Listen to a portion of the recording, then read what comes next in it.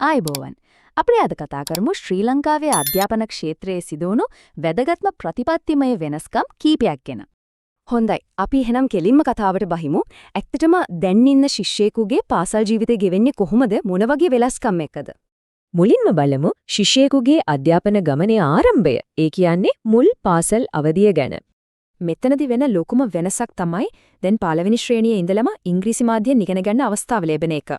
මේ ප්‍රතිපත්තිය ක්‍රියාත්මක වෙන්න පටන් ගත්තේ 2023 ඉඳලා. ඉතින් මේක ඇත්තරම මුල් ළමාවිය අධ්‍යාපනයේ ලොකු පෙරලියක්. දැන කටයුතු වලින් ටිකක් එහාට ගිහින් බලමු ක්‍රීඩාවට දක්ෂතා දක්වන ළමයින්ට තියෙන අවස්ථා මොනවද කියලා. ඉතින් ක්‍රීඩාවෙන් ඉස්සරහට යන හීන දකින්න දරුවෙක්ට විශේෂ මාර්ගයක් හදලා තියෙනවා. ක්‍රීඩා ශිෂ්‍යත්වයක් ලැබුණම 8 වසරේදී විශේෂිත ක්‍රීඩා පාසල් වලට ඇතුළත් වෙන්න පුළුවන්. හැබැයි මේ පාසල් වල හැමෝටම මලල ක්‍රීඩාව නම් අනිවාර්යයි. පාසල් ක්‍රීඩා පද්ධතිය පිටිපස්සේ තියෙන ව්‍යෝහයත් හරිම පැහැදිලි. පාසල් ක්‍රීඩා සංගමේ සභාපති වෙන්න පුළුවන් කාටද කියන එක නිශ්චිතවම දක්වලා තියෙනවා. ඒ වටේම ඕනෑම ක්‍රීඩා සභාවක නිල කාලය අවුරුදු 2යි. ඒකෙන් යම් ස්ථාවරත්වයක් බලාපොරොත්තු වෙනවා. ඊළඟට උසස් පෙළට එනකොට සිසුන්ට උසස් අධ්‍යාපනයට යන්න දිරිගැන්වීමක් විදිහට ලැබෙන ශිෂ්‍යත්ව ගැන බලමු. මෙතනදී ජනාධිපති අරමුදලෙන් දෙන ශිෂ්‍යත්ව වැඩසටහන ගොඩක් වැදගත් වෙනවා. මේකේ ප්‍රධාන අරමුණ උසස් පෙළ කරන දක්ෂතා තියෙන ළමයින්ට උදව් කරන එක. මේක පොඩි වැඩසටහනක් නෙවෙයි, රටේ තියෙන හැම අධ්‍යාපන කලාපයකටම ශිෂ්‍යත්ව 30ක්. ඒ කියන්නේ විශාල පිරිසකට මේ අවස්ථාව ලැබෙලා. හරි, අපි මෙච්චර වෙලා කතා කළේ ශිෂ්‍යයෙක්ගේ ගමන ගැනනේ. දැන් අපි පොඩ්ඩක් බලමු මේ මුළු අධ්‍යාපන පද්ධතියම ක්‍රියාත්මක වෙන්නේ කොහොමද? ඒ පිටිපස්සේ තියෙන ප්‍රතිපත්ති මොනවද කියලා. ඕනම අධ්‍යාපන පද්ධතියක පදනම තමයි ගුරුවරු.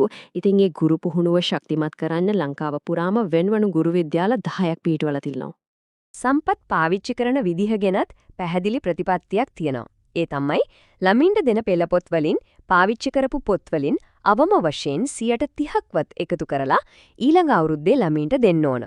ඒකෙන් තිරසාර බවක් අපේක්ෂා කරනවා. තවත් වැදගත් දෙයක් තමයි ද්විභාෂා අධ්‍යාපන ප්‍රතිපත්තිය. ඒ කියන්නේ භාෂා දෙකකින් උගන්වන එක.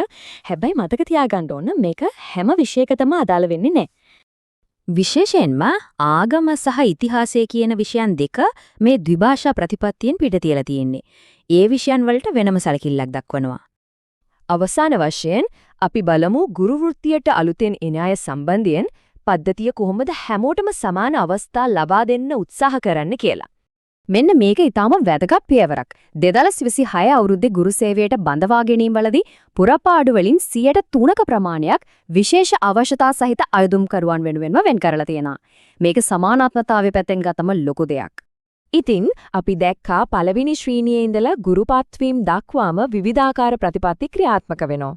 මේ හැමදේම එක්ක ශ්‍රී ලංකාවේ අධ්‍යාපන පද්ධතියේ ඊළඟට අවධානය යොමු කරන්න ඕන ලොකුම අභියෝගය නැත්නම් ප්‍රමුඛ ප්‍රමාණතාවය මොකක් වෙන්න ඇතද කියන කාරණය අපිට හිතන්න ඉතුරු වෙනවා.